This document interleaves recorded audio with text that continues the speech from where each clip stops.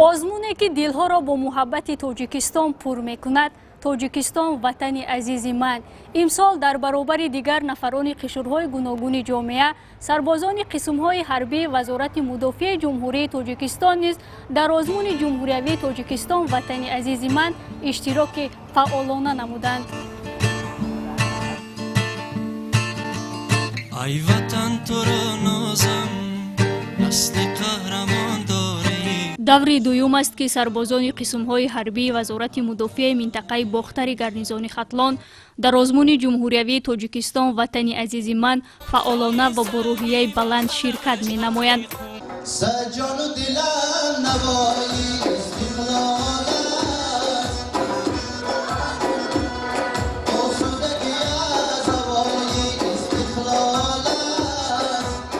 باید قید نمود که طی سالهای اخیر با دستگیری بواسطه سرفرمانده عالی قوه‌های مسلح جمهوری تاجیکستان گنرال ارتش محترم امامعلی رحمان در قسمهای حربی مملکت تالارهای فرهنگی بنیاد و با اسبابهای موسیقی ملی تامین کرده شده است که سربازان صاحب استعداد می توانند در لحظه‌های فراغت از آنها به طور وسیع استفاده نموده در چنین آزمون‌های جمهوری هنر و استعداد خود را نشان دهند. آزمون جمهوری تاجیکستان وطن عزیز من نه تنها استعدادها را معرفی می کند بلکه روحیه وطن دوستی، افتخار ملی و صداقت به دولت و ملت را در قلب جوانان مخصوصا سربازان بیدار می سازد. در آزمون جمهوری تاجیکستان وطن عزیز من در دور دوم اشتراک کردم.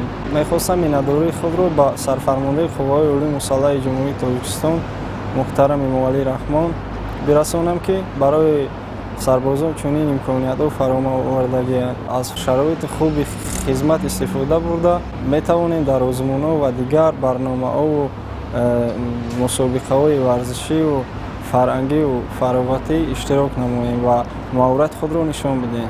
اشتراک سربازان در چنین آزمون‌ها دلیل روشن آن است که نیروهای مسلح کشور در برابر آمادگی جسمانی و حربی اینچنین از فرهنگ و معرفت بلند ملی برخوردار شوند. آنها با عمل خود نشان می‌دهند که تاجیکستان وطن عزیز من است و من فرزند صادق آن می‌باشم. آزمون جمهوری تاجیکستان وطن عزیز من برای بیدار کردن حس وطن دوستی، افتخار از دولت و ملت و این چنین رشد قابلیت‌های فرهنگی و ایجادی سربازان سهم نظر است می‌گذارد. این گونه آزمون‌ها می‌تواند نیروی معنوی و حس وطن دوستی را در جوانان مخصوصا سربازان بلند بردارد.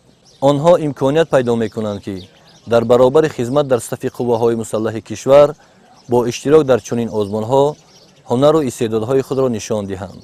باید یادآور شد که این سربازان در آزمون جمهوری سرود سرباز که همساله با امر پرزیدنت جمهوری تاجیکستان و از جانب وزارت مدافع کشور بخشیده به روز تأسیس یابی قوه‌های مسلح مملکت برگزار کرده می شود اشتراک فعالانه نموده هنر و مهارت آنها از جانب داوران بلند ارزیابی می گردد.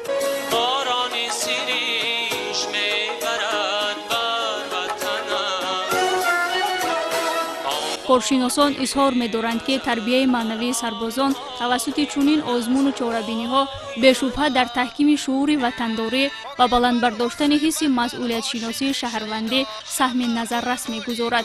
آری تاجیکستان ما وطن عزیز است و فرزندان دلیر و خردمند او هر لحظه آماده‌اند که نام، نفوذ و شرف این سرزمین را حفظ نمایند، هم با سلاح، هم با سخن و هم با هنر خود. البینه عبدالستار فخرالدین کریم، فیروز حسین برای برنامه اطلاعاتی اخبار.